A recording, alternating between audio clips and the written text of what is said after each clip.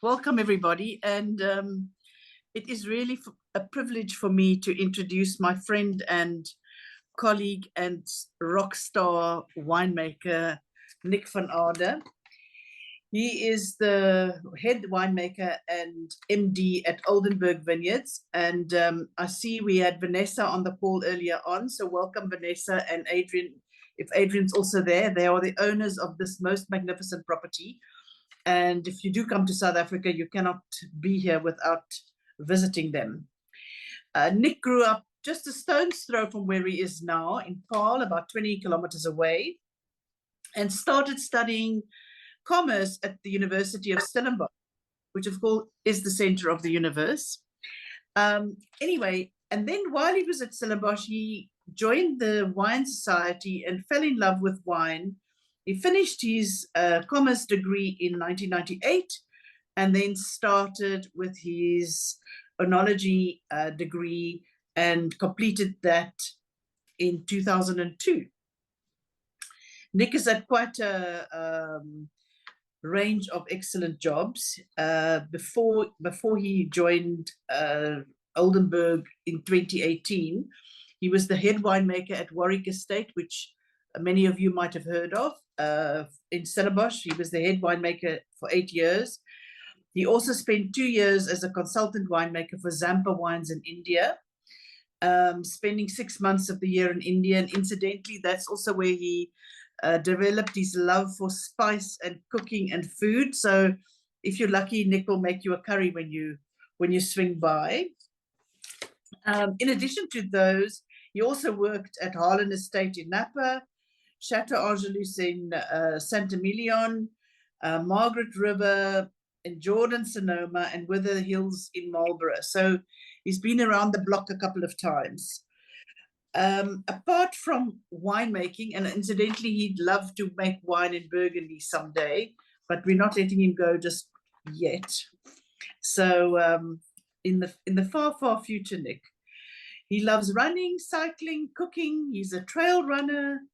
And of course, that's perfectly suited to Oldenburg where he works, because Oldenburg has got this iconic round mountain on the property. So Nic does his vineyard inspections on foot in his trail running shoes. And in South Africa, we also have some of the more adventurous winemakers do a Vintners Classic surfing competition every year. And Nic is a keen participant in that. Loves fishing, loves cooking, as I say, and he takes his own spices with him wherever he travels. So we might even get some in London. Welcome, Nic, and we'd love to hear about Stellenbosch and Oldenburg in particular, and take it away. Good evening, Winnie, and thank you for that lovely introduction. Yeah, I've just had a bowl of lovely spicy pasta that I made myself just before we started. So some lovely smoked paprika in there and some cayenne pepper. So luckily this is not a tasting, so my taste buds are warmed up. I've also poured myself a nice little half a glass of Rhodium from Oldenburg, which is a Bordeaux blend. So now I'm looking forward to sharing my love for Stellenbosch and my love for the Bunnock Valley with you. So what I thought is I've prepared a small little slideshow just to give you a little bit of an idea of the visuals of where we are. So let me just quickly get the slideshow going. Let's see if I can find it. There we go. Set. All right. Can you see that? Oh, sorry. Can you see it? Yeah, we can, Nic. Thanks. Okay, perfect. No, everyone's muted. I'm glad. All right, so here we are. We're okay. I'm going to give you a little bit of history on Oldenburg, and then we're going to dive into the Bunnock Valley of Stellenbosch, and I'm going to give you a little bit of an idea of where we are in Stellenbosch. Then I'm going to just quickly run you through just the varieties that we focus on. And then we're going to delve a little bit deeper into regenerative farming and what we do at Oldenburg, as well as leaf roll virus, the dreaded disease, which is keeping us awake at night in South Africa. And then if there's still a little bit of time, we'll chat a little bit about wild yeast and why I think wild yeast is the only way to make wine. So, all right. So, as Winnie said, I'm the head winemaker at Oldenburg Vineyards, and we're a small family property situated in the Baanhoek Valley of Stellenbosch. The property is owned by Adrian and Vanessa van der Spey. Adrian was born in the Valley of Stellenbosch. He was actually born very, very, very close to where Oldenburg is today. And Oldenburg was a property which belonged to his grandmother for many years. And at a young age, Adrian traveled around the world. His father was a geologist, so wherever his dad had work, he did a lot of work in Australia, and they spent a bit of time in Canada. And but they would always come back to the family farm. And Adrian remembered as a child walking around on this beautiful hill, Rondekop, that you see in the background there. And just spending time as a kid playing in the river, eating the fruit on the farm. And at that stage, there was a little bit of Cabernet on the farm, a bit of Chenin Blanc, but it was quite, the farm was pretty run down. When Adrian's grandmother passed away, Adrian brought the farm out of the family trust. And for 20 years now, we've been farming Oldenburg. So first vintage was in 2007, where we did a Cabernet Franc and a Syrah. And, since then, the range has really grown. So that's just a little bit of history on Oldenburg. I've been with Oldenburg for 5 years now. When I joined Oldenburg, we built a beautiful modern cellar on the property. We've gone through quite a big replanting strategy due to leaf roll virus, but I'll explain a little bit later about how we tackled leaf roll and how we've overcome this dreadful virus. So, just to give you a little bit of an idea of the Baanhoek Valley of Stellenbosch, Baanhoek is one of the smallest wards in Stellenbosch, and we're also one of the highest wards in Stellenbosch. So tonight we're going to be focusing a little bit on high altitude viticulture. Our vineyards here at Oldenburg, and this hill in the background covered in vineyards is called Rondekop, which if you translate it means round hill. And our highest vineyards are at 410 meters above sea level. So in Stellenbosch terms, we're seen as some of the higher vineyards in Stellenbosch. There are parts of Baanhoek which go up to slightly higher. They go up to about 500, 550 meters above sea level. But they're all basically stuck on that mountain that you see on the right-hand side of the screen. Rondekop is quite a phenomenon in the Baanhoek Valley, because we're this basically elevated valley, as you can see on this slide, in the Baanhoek Valley. So we've got the hill Rondekop. We're surrounded by vineyards on all sides of this hill. And as you can see, we're really lying in a beautiful little piece of heaven. I laugh. I have people that travel all over the world. They do tastings all over the world. And they come to Oldenburg and they sit in our tasting room, which is that thatch roof building in the middle of the screen. And they say, they've never seen such a beautiful sight for wine tasting in their lives. And it is majestical. It feels like you can almost touch the mountain. You're surrounded by mountains. I see Angela's on the call, and I see Moshi Cohen's on the call. They're all been at Oldenburg. They've all experienced the joy of this little piece of heaven. But we're basically surrounded by mountains. We're in this cul-de-sac of the Baanhoek Valley, and Baanhoek is quite an interesting area in Stellenbosch. The rest of Stellenbosch is affected by the sea, by False Bay, where you have a bit of a cooling effect coming from the sea. But where we are, we're a bit further from the sea. So we're basically situated between the mountains, have more of a continental climate. So we have quite a big diurnal shift between night and day. And I always remember when I moved onto the farm, I live right next to the cellar. The cellar is that building on the left-hand side of the screen with the grey roof. I live just to the left of that. There's a Cape Dutch house. And when Adrian and I were walking around the farm, I said, well, you know, I would love to live on the farm. It's one of my dreams to raise my family, you know, on a wine farm, give them the space, give them the freedom.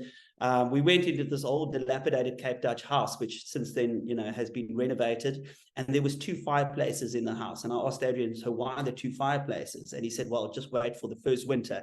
And yes, when that first winter came, I had to go and order wood and get extra wood because it got really, really, really cold in the valley. So quite a big diurnal shift between day and nighttime temperatures. So if you look at this picture, you can get an idea of our vineyards. I'm just going to go one slide back.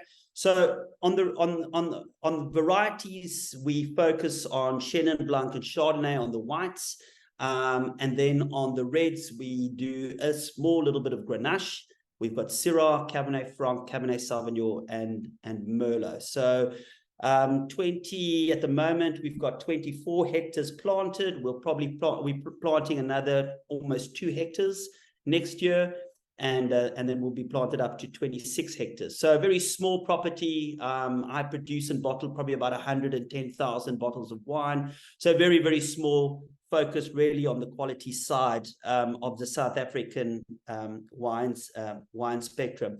So that's just a picture of our tasting room. Right there on the left, you'll see that house there where the cars are parked. That's where I get to live and where my kids play. Just a beautiful part of the earth. This is my lovely cellar at Oldenburg. I thought I'd just, you know, first brag a little bit about where I live. I was thinking of putting pictures of my 2 beautiful daughters on, but then I thought we'll keep it more wine focused. So yeah, this is our cellar at Oldenburg, designed for about 350 tons. But you know, this last harvest, due to leaf roll virus, I only put through 170 tons. So that's me. If you haven't seen me before, posing for the camera with a beautiful glass of Syrah in my hand.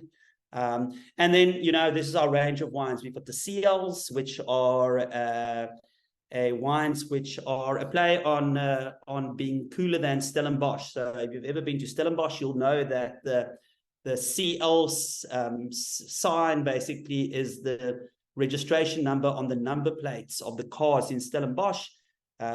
For you that have had science, you'll know that that sign in front of CL is smaller than, and then we have the degree temperature sign at the end of that label, and that is cooler than Stellenbosch. So again, just a play on us being about 4 degrees cooler than Stellenbosch. So we do a Chenin and a Chardonnay blend, and then a Bordeaux blend on the red. Then, you know, on our Oldenburg line, we've got a Grenache, a Syrah, a Merlot, a Cabernet, and a Cabernet Franc, and a Chenin and a Chardonnay. And then our Rondekorp range is our Icon reserve range, very small volumes. And there we've got a wine called Rhodium, which is a right bank Bordeaux blend, Cabernet Franc dominant with some Merlot and Cab Sauv, Per Se, which is a Cabernet, and then Stone Axe, which is a single vineyard Syrah. Just some more pictures of our tasting room. That's the homestead where Adrian and Vanessa stay. And if you look at that table at the bottom there on the veranda, that's where we had a lovely lunch with Winnie the last time she visited the farm. So hopefully, if you visit, we could do something either in the cellar or down at the lovely homestead. So, all right. So, just to give you an idea of the climate in the Cape, and I thought I'd just touch a little bit on wind as one of the you know, the factors we struggle with, or one of the challenges we have in Stellenbosch. So if you've ever been down to the Cape, you'll know that we have the warm Indian current coming down from India on the east coast. On the west coast, we have the cold Benguela current. And these 2 currents basically meet down at Agulhas. So then in the Cape, we have very dramatic mountains, as you've seen from some of those pictures, and a lot of mountains. So in Stellenbosch, where we are very affected by mountains and lots of small little microclimates in the area that we are.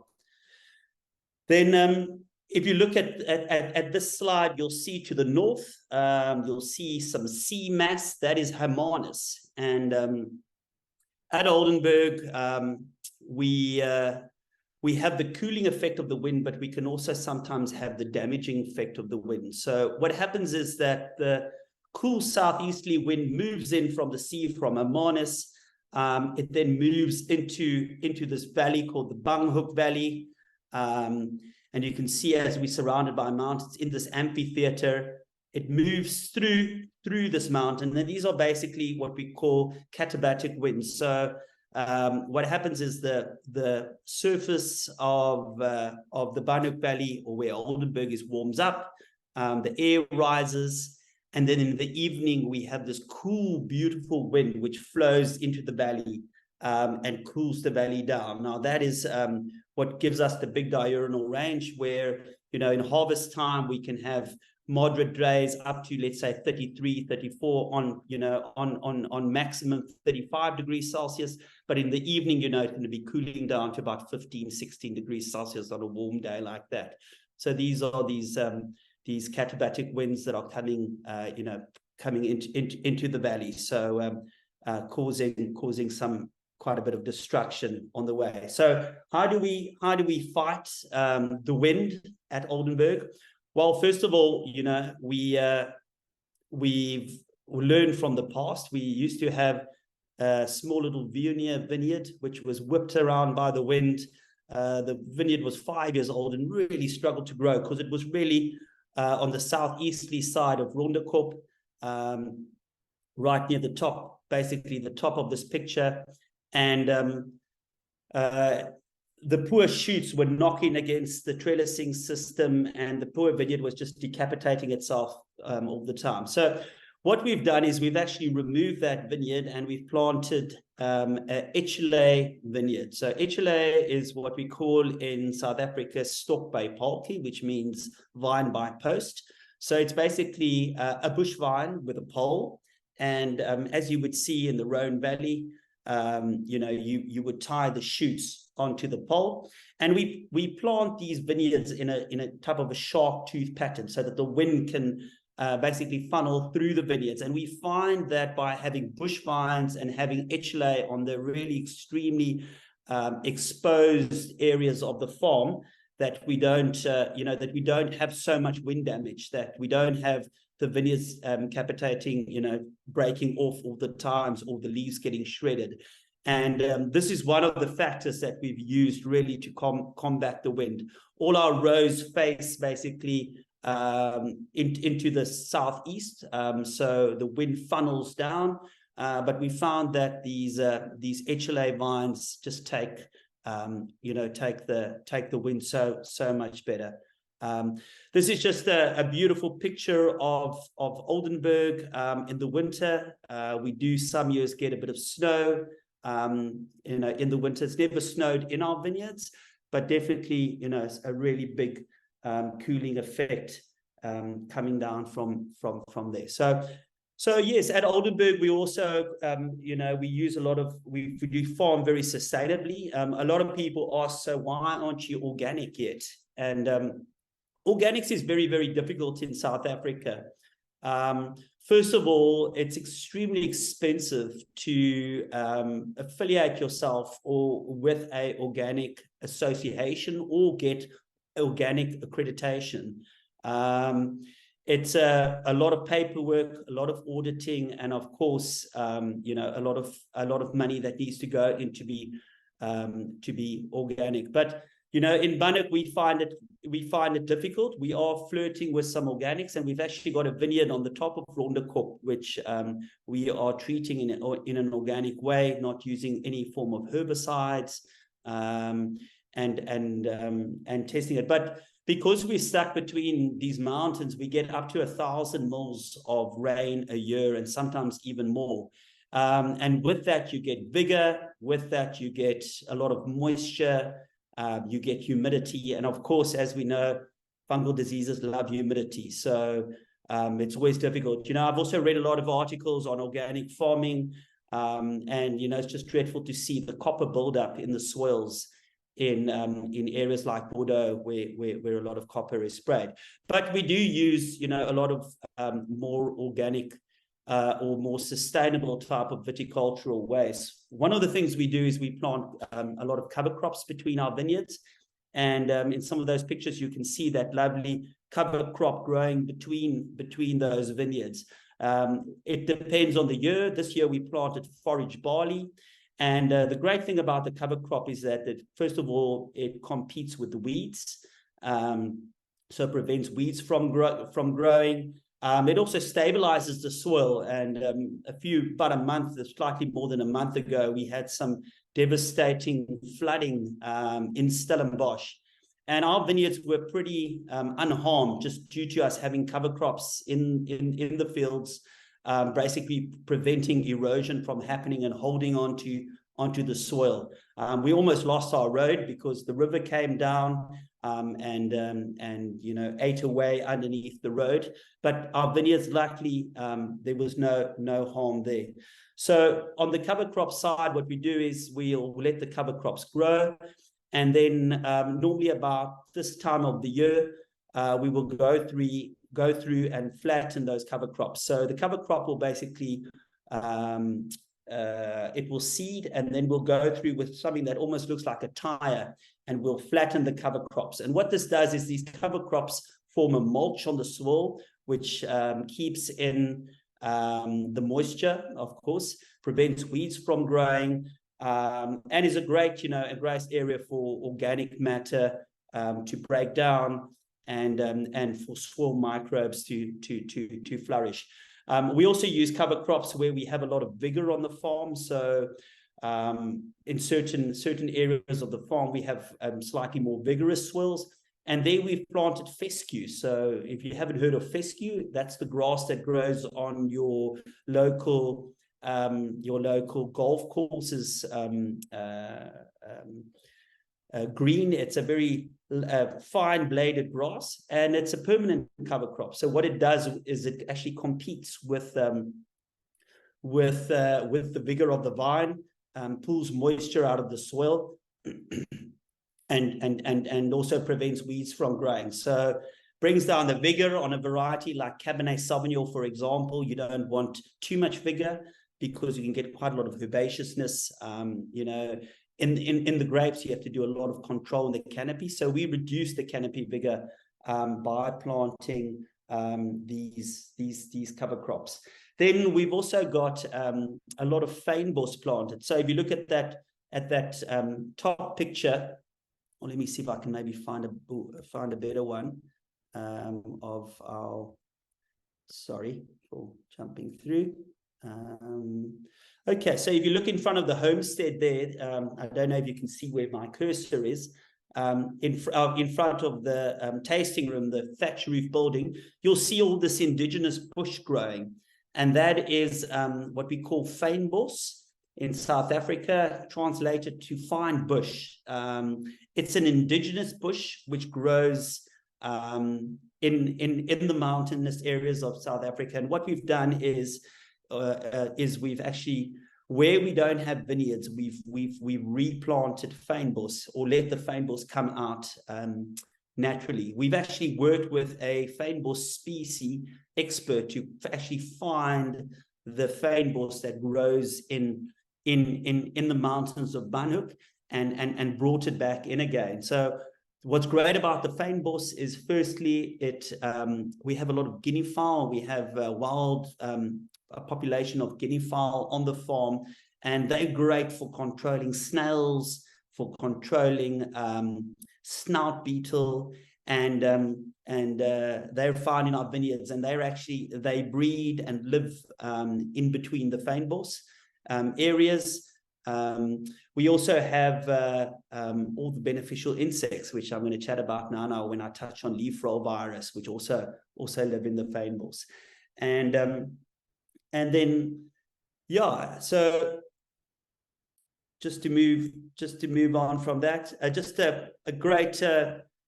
We've also moved away from using any form of herbicides or not herbicides, insecticides. on the farm by, using our predatory insects for the control of mealybug and the guinea fowl. And then also, doing, if we have to do weeding, doing weeding by hand. So bringing in a lot of regenerative processes to really pick up that organic or humus matter in the soil. As you know, in the Cape, we've got some of the oldest soils in the world. So where you would probably have about, let's say, 2% organic matter in some of the soils in Europe. In the Cape, you probably got between 0.5 and 1% organic matter. So because our soils are so weathered, so aged, the soils in the Cape were formed 500 million years ago. So very, very weathered soils. And even so, that on the top of Rondekop, we've actually found some ancient stone axes used by prehistoric man. So if you ever come to visit our tasting room, you'll see some of these prehistoric stone axes displayed in our tasting room. So yeah, something to see. The name, of course, Banghoek, means scary corner, and it comes from when the sailing ships used to sail around Cape Point on the spice route on their way to the east. They always used to stop in Cape Town and refill with water and get fresh produce.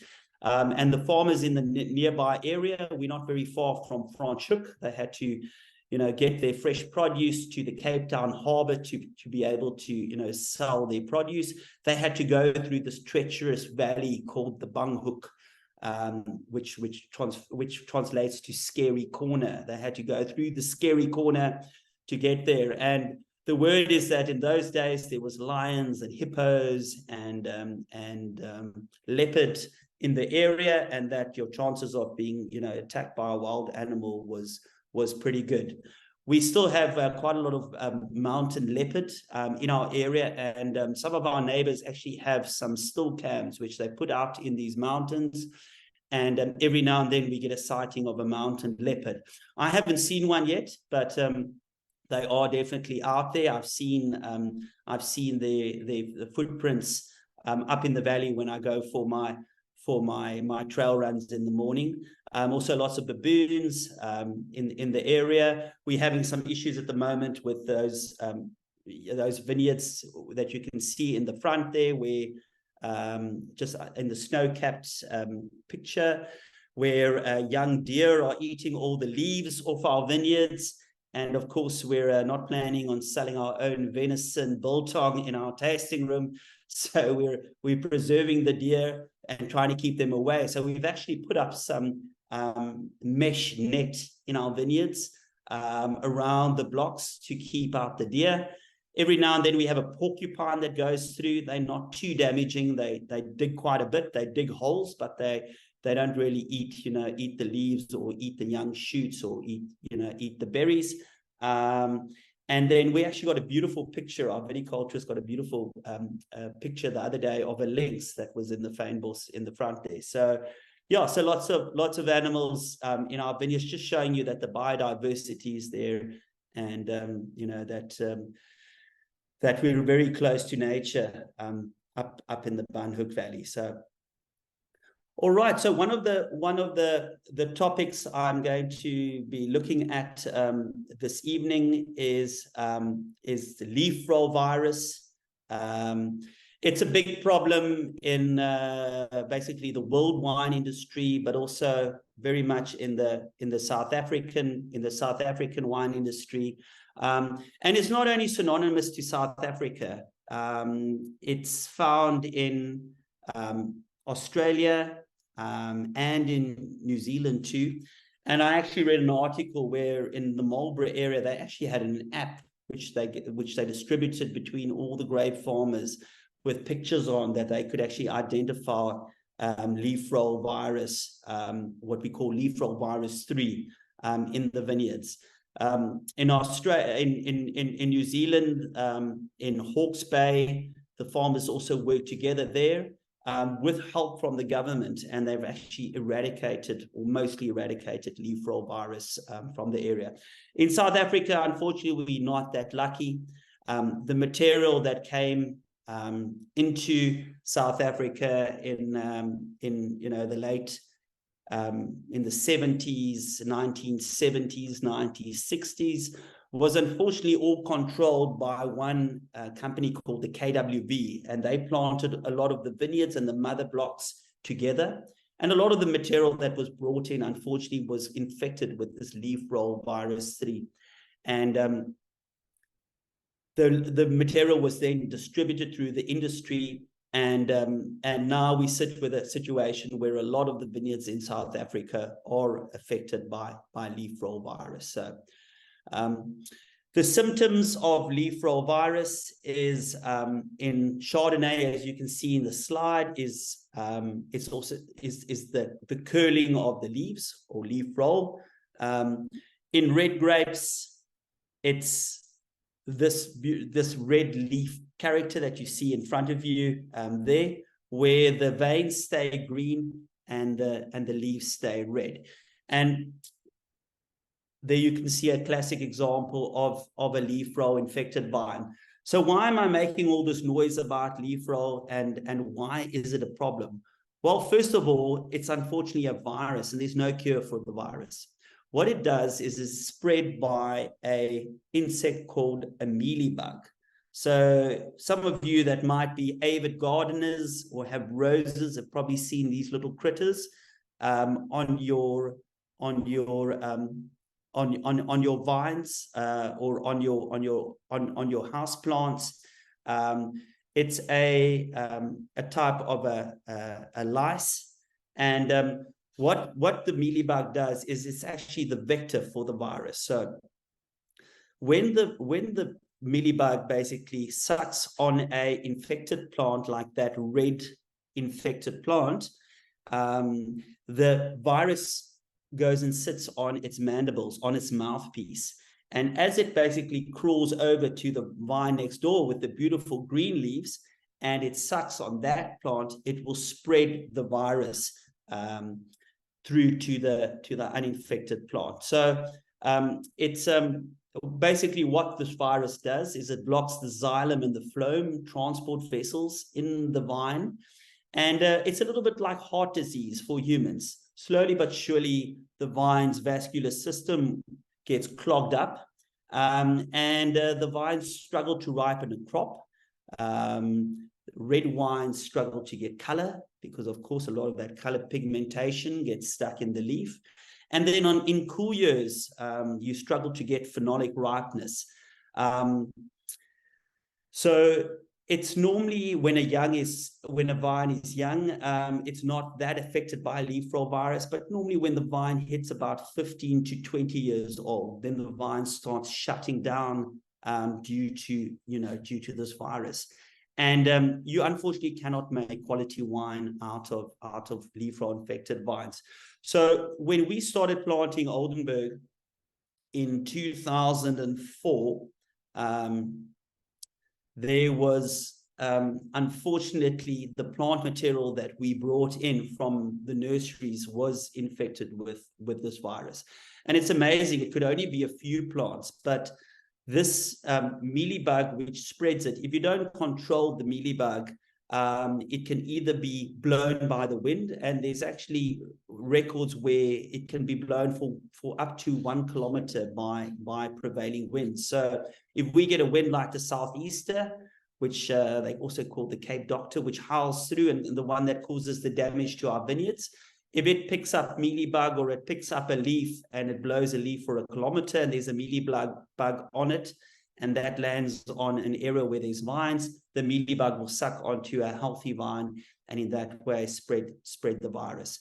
What we also do with the precaution of controlling mealybug is that we're also, when we were still infected with mealybug, we would always work, or with leaf roll virus, we would always work from the clean vineyards to the infected vineyards. So we would start off in the beginning of the week or in the beginning of the day, working on our clean vineyards where there was no virus or no mealybug, and then end off in the infected vineyards, just to make sure that we did not spread the mealybug, because the mealybug can also attach itself to workers' clothes. it cannot be spread by a secateurs. So a lot of people think that, you know, if you've pruned or cut a infected vine and you prune a healthy vine, that you can spread it that way. Is not spread that way. It has to be spread by the mealybug. So our philosophy at Oldenburg was, you know, that we want to make the best wines in Stellenbosch, you know, and potentially in South Africa, and that we would never be able to, you know, fill these high ambitions when we were working with disease-infected vines, even though some of these vineyards were making, you know, really good quality wines. We would just, you know, if we had the virus in the area and we had it on some vineyards, the chances that it could infect our new vineyards was very good. So we came to the decision to actually remove any vineyard that had more than 20% virus infestation. So we actually went through the vineyards, and on the red vines, it's quite easy because you look for that red vine that sticks out like a sore thumb. You mark it with danger tape, and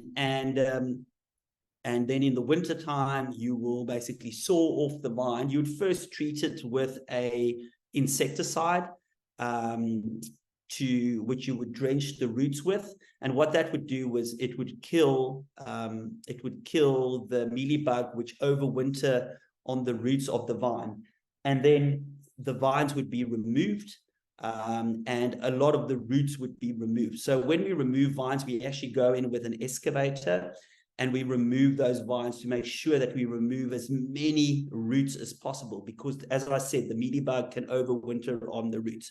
So what we did was, when we started this campaign is, and I've said to you, we've moved away from insecticides, but when we addressed this problem 6 years ago of replanting our vineyards, we went in and we actually dosed the vineyards with an insecticide through the dripper system, just to make sure that we basically killed any latent mealybug population that could stay over in the soil. So what happens is, if you remove a vine, some of the roots or the parts of the roots can stay in the ground, and those roots still live. So if there's a mealybug that's feeding or sitting on the root, it can still be very active. So if you go and you plant a new vine in there, that mealybug can crawl over and get onto your new vine and transport it. So we had to go in with the heavy artillery of basically making sure that there was no residue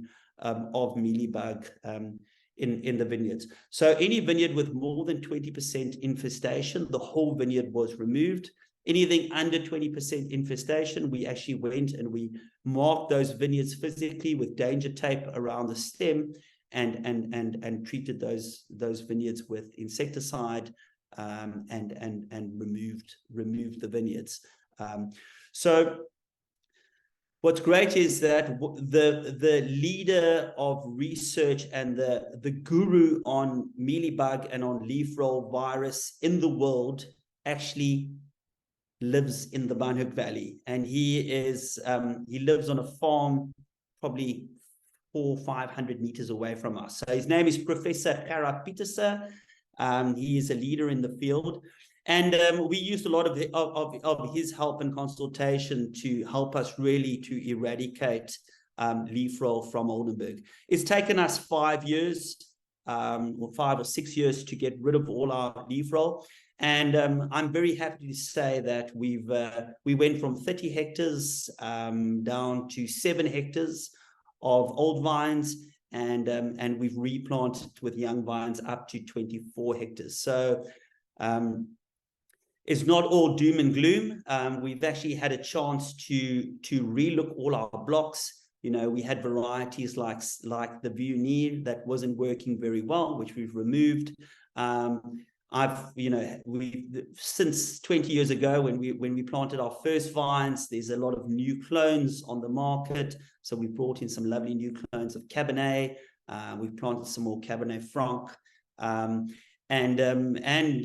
putting in new trellising systems like the Echelay, like Guillaume, and some VSP and bush vine. So it's been a great way for us to actually just look at our terroir again, learn from the past and from what we knew was happening in the vineyards, and then actually just modify the vineyards, change the structure of the blocks, get a chance to re-look at our soil, and go and dig soil profile pits, see that the pHs are still right, and get everything settled in that way. So one of the things that we use for the control of mealybug are these little critters. So that is a ladybird, and we actually bring in parasitic insects. So the one is the ladybird, and the other one is the parasitic wasp. There you can see a picture of a wasp.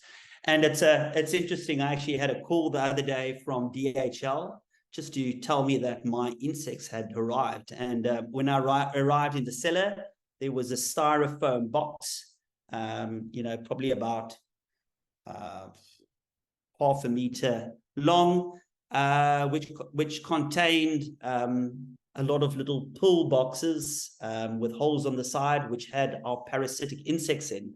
So we bring in the ladybugs, we bring in these wasps, and what's great about them is that they actually control the mealybug. So the ladybug basically eats the mealybug, it eats the body of the mealybug, and the parasitic wasp, actually, there you can see a picture of it laying its egg in the cavity of the mealybug, and in that way controlling the mealybugs.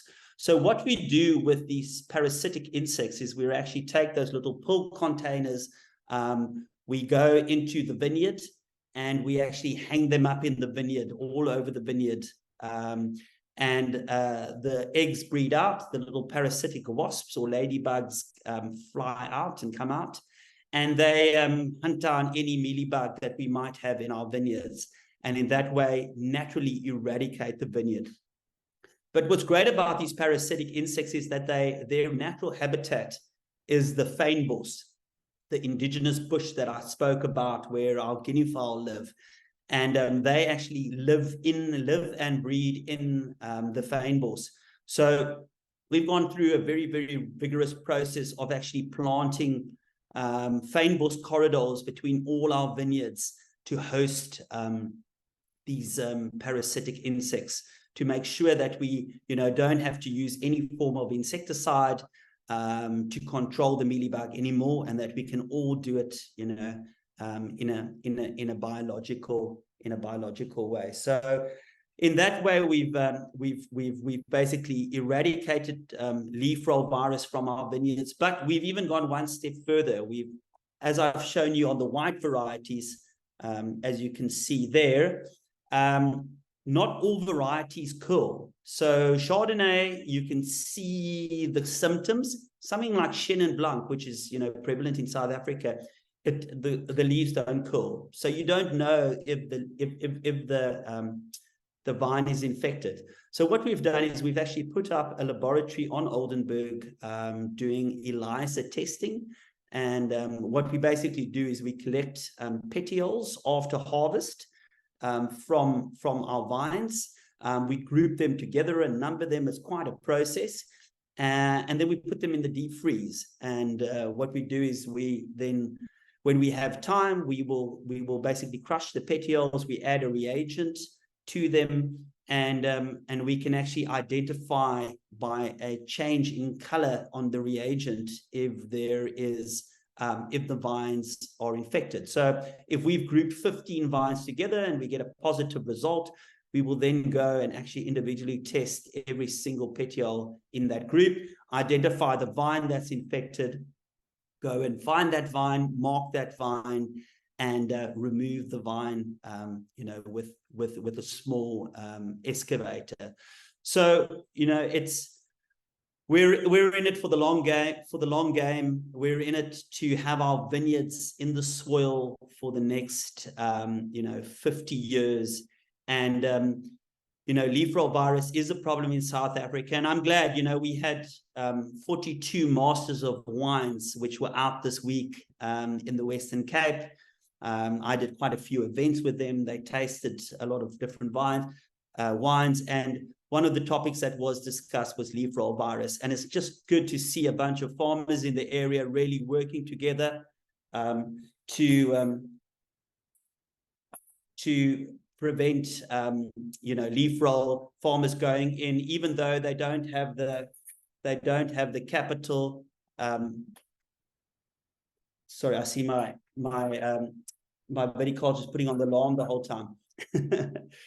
Where they don't have the capital, just to basically physically just remove the vines, leave the ground fallow, and then go and as they get capital, go and replant the vineyards. We've also, luckily at Oldenburg, we've also got some neighbors who have also removed some of their virus vineyards. In our valley, there's quite a lot of plums and proteas that are also being planted, so no mealybug on that. So in that way we're controlling the virus, and from here it's just all the way up just to make amazing quality wines. All right, I see I've hit my time limit. I could probably go on all evening, but if there are any questions, there's thanks, Nic. There's a couple of questions. Perhaps I can ask Per to ask your question directly, if you'd like to unmute yourself, which relates to leaf roll. Okay. Can you hear me now? Yes, we can hear you. Hi, Nic. I was wondering whether the leaf roll virus was the cause or is the cause for this so-called smoky or burnt aroma that some say occurs in South African wines. There's been a lot of, this was something that was probably flagged about 15 years ago, that there was a smoky aroma, especially on South African red wines. I don't think it's due to leaf roll at all. A lot of study was done by Stellenbosch University, and one of the things that was identified was that in South Africa we were using poles in our vineyards that were treated with tar. So it's known as, I think it's creosote. And what they basically did is you treat a vineyard pole with tar to protect it from degrading and rotting. And they did quite a lot of experiments at the university where they found that vineyards or vines that were planted close to these poles, physical poles in the vineyard, had the smoky type of aroma to them. So since then, we've now gone over to, we've gone from the creosote poles to what they call a tannolith pole, which is a green pole. It's also treated, but it's not treated with this tarry type of substance. And we found that this character in South African wines has disappeared. So the cause, I mean, it's not 100% proven yet, but the studies that I've read is that it was due to the wrong vineyard poles. If the vineyard pole has been in the soil for a very long time, a lot of this leaches out, so you might not get it in some older, really old vineyards, but definitely in younger vineyards planted with these creosote poles, there was definitely, where they made wine from grapes or vines close to the pole and further from the pole, there was definitely an organoleptic difference in it. But nobody is using these poles anymore in the industry, and everyone's moved to a different pole. So leaf roll does definitely, you struggle to get phenolic ripeness, especially in cool years like 2023, which we've just gone through, where we had quite a lot of cold weather and rain near the end of March, where you would struggle to ripen a late variety like Cabernet, and you would just not get phenolic ripeness, where you would still have green pips, so you definitely get that. There's also the must of the juice. A lot of times can be slightly compromised where there's not enough nutrients in the must.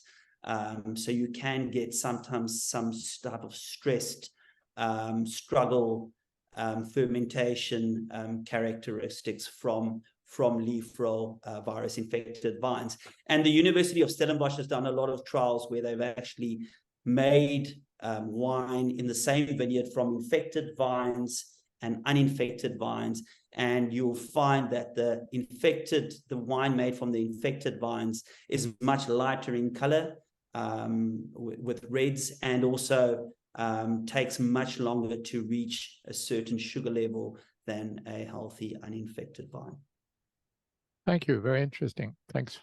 Okay, so before we leave leaf roll, Becky Sue, are you you still have a question to ask Nic, or were you answered? No, you're more than welcome. I've been answered. I've been answered. Thank you. Becky Sue, you said you've had your question answered? Yeah. Okay. In that case, Ellen, you have a question moving on from leaf roll, so that'll be interesting. Am I unmuted? Yep, you are. Okay. Yes, I put my question this way. Given that you've benefited from the leaf roll problem to rethink the varieties you planted, where are you headed, or what mix are you hoping to grow? Which grapes in the majority? In other words, what's the balance of grape varieties that you see yourself producing over the next few years?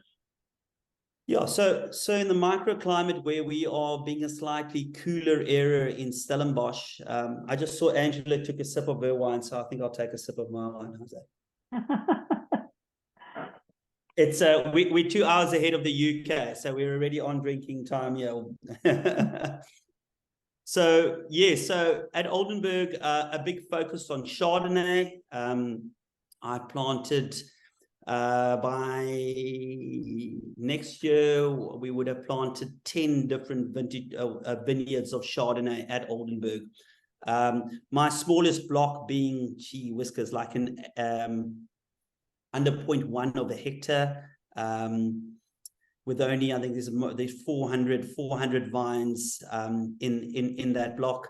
We've got HLA vineyards, we've got Chardonnay on VSP, and we've got, what's great about Rondekorp, this round hill where we grow our vines, is that we've got lots of different slopes, granite near the top of the hill, a lot of sandstone in our area, and some more alluvial swirls near the bottom. So definitely a focus on Chardonnay, Stellenbosch being a great area for making Chardonnay, and of course Oldenburg being one of the cooler, higher altitude areas in Stellenbosch, just getting a lovely freshness and acidity on our wine. So definitely on the white, focusing on Chardonnay. On the red, we've planted quite a lot of Cabernet Franc. For you that know me, I'm quite a Cabernet Franc fanatic, having started my career straight out of university, working as a stagiaire, as you probably heard earlier, at Chateau Angelus, which used quite a big whack of Cabernet Franc in their Bordeaux blend. So I love Cabernet Franc. And when I was at Warwick, there was a wine called Trilogy, which was Cabernet dominant. After I left, it became Cabernet Franc dominant. And then I arrived at Oldenburg, where we have a wine called Rhodium, which was a Merlot Cabernet Franc blend. And guess what? It's also now Cabernet Franc dominant. So it's definitely a variety which shows really well in the little corner where we are in Bunhook. I think it's a variety that's very underrated. So definitely a big emphasis on Cabernet Franc. I've now got 4 Cabernet Franc vineyards in the ground, and I actually pulled off my first crop of one this year. So unfortunately, we had to remove all the mature or all the older Cabernet Franc due to leaf roll virus. But I've got some lovely young Cabernet Franc which is kicked in, which is really, really, really good. And then, of course, you wouldn't be in Stellenbosch if you didn't focus on Cabernet Sauvignon. I'm part of the Stellenbosch Cabernet, what we call Cabernet Collective, and we're a bunch of young winemakers really beating the drum of Cabernet and making Cabernet sexy again, especially in Stellenbosch. Everybody talks about Napa and McLaren Vale and other areas of the world about Cabernet and Bordeaux, and no one mentions Stellenbosch. And I think there's some really, really good Cabernet Sauvignons coming out of Stellenbosch. So a big focus on Cabernet. And then we've got 2 or 3 Syrah vineyards planted on Oldenburg. And when I moved to the farm, I always thought, oh no, you can't have a farm which is good for Cabernet and Syrah. But yeah, I've been proved wrong. We're making some amazing Syrahs off Oldenburg. And funny enough, our Syrah vineyards are some of our vineyards which are the least affected by leaf roll virus. I've actually got a big Cabernet vineyard which is now next year will be 20 years old, which also has minimal virus. And where we've had virus in that vineyard, we've basically we've marked those vines separately, removed them and interplanted with a young vine. So we actually grow up vines. We've got a nursery here at Oldenburg where we grow up vines to 2 to 3 years old in a 20-liter bag in a nursery, and then plant them in between the vines to replace the rogue vines. We find by planting slightly more mature vines that we have a better rate of survival, because of course if you plant a young vine between 2 mature vines, there's a lot of competition, and those vines really struggle to grow. What I also do is, and I forgot to mention, was we actually put in our own irrigation system for those young vines, where we put on a special emitter on a separate pipe where we can actually irrigate those vines on their own, and we don't have to irrigate the whole block. Of course, being in the Bannock Valley, getting a lot of rain, we rarely have to irrigate. But yeah, in years like 2016, 17, and 18, when we had the big drought down in the Cape, of course, we used our irrigation. But for now, it's more of a insurance policy than anything else. But of course, with our young vines, we like to give them a little bit of water just till they're about 2-3 years old, and when they found themselves and when they've settled, then we'll take away the water. So definitely a focus on those varieties that I mentioned.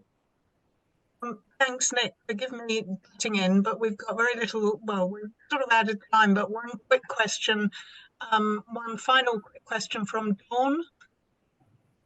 Dawn. Hi, Nic. Thanks. It's a fabulous seminar. Thank you very much. I was curious. You thought you might have a few minutes just to talk about your perspective on wild yeast, and I would love to hear it. Yes. I'll quickly touch on it. I was actually doing a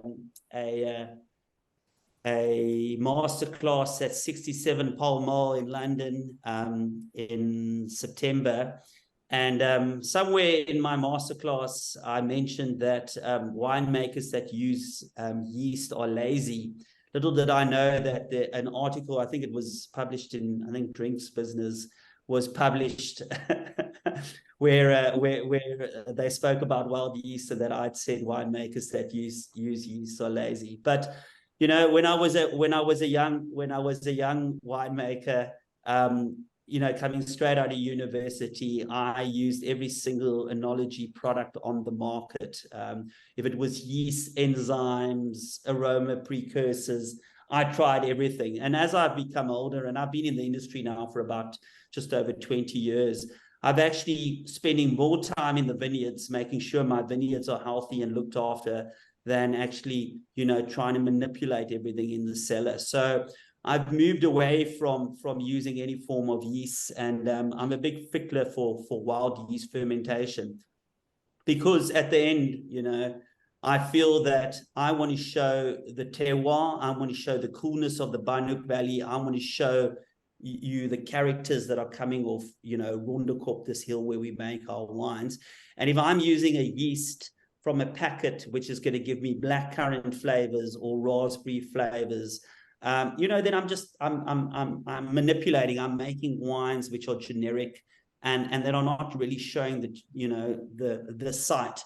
So I've had quite a few sleepless nights in my life with natural fermentations. I've actually still got 2 fermentations going from some wine that started fermenting naturally in February, to a Chenin and a Chardonnay. But I'm not worried because I've been through it before. I remember years ago I was in the US and I visited a winery called Consgard. They're in Napa. They're a very good Chardonnay producer. And I was chatting to the winemaker, and he you know, we tasted some wines that were still fermenting, and he said, well, these ones have been going for 2 years.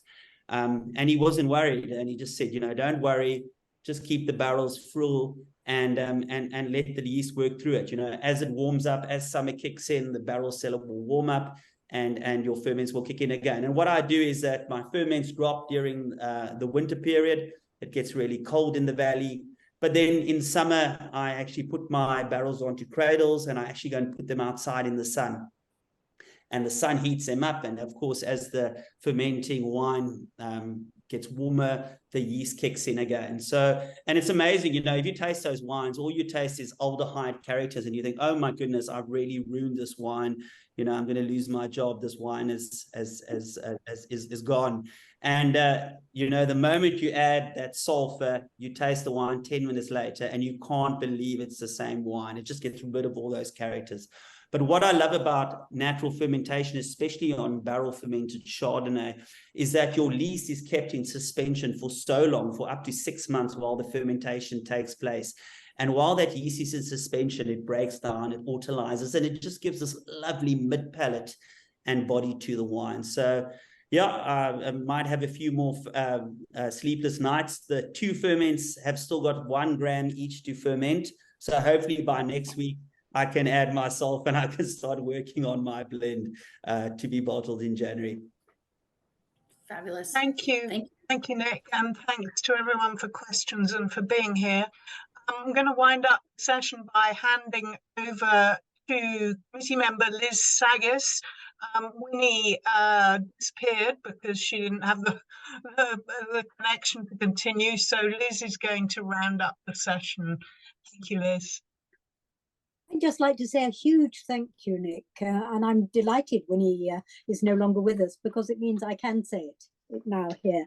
That was a superb presentation. It was so fluent and just so informative. And personally, about leaf roll virus, I found so interesting, and the myth that it is that the smoky taint is due to that being dispelled was invaluable. So really grateful. That was a wonderful presentation, and I think seeing the site, the photographs, and hearing about all you're doing, we're all dying to go there as soon as we possibly can. So watch out for a load of Circle of Wine writers and students turning up on your doorstep. So thank you very much again, Nic, and enjoy the rest of your glass of wine. Before we end this session, can I just briefly say that we're returning to Stellenbosch in our next session, the last one before, in 2023, on December the 5th, when our speakers will be Gary and Kathy Jordan, and their head winemaker, Sir Jack Nelson. Thank you. He's a good guy. Okay, but they won't actually be speaking from Stellenbosch. They're going to be speaking from Sussex in England, because they've got an estate there as well. So we're going to be looking at comparisons between what's going on in Stellenbosch, where among many other varieties they're growing a Syrah, and what's going on in Sussex. So do please come along to that one, and sign off again, Nic. Thank you so much. I just want to, before we say goodbye to everyone, I just want to invite you all personally to come and visit me at Oldenburg. Please get hold of, you know, Winnie's got my address, and a few other people on the show have got my email address. It's Nic, Nic, at oldenburgvineyards.com.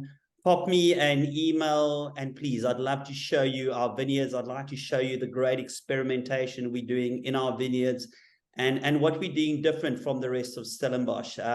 And yeah, please come out, taste my wines. I've got some amazing wines in barrel, and I'd love to share it with all of you. So I hope to see you soon in the Bunnock Valley of Stellenbosch. Cheers.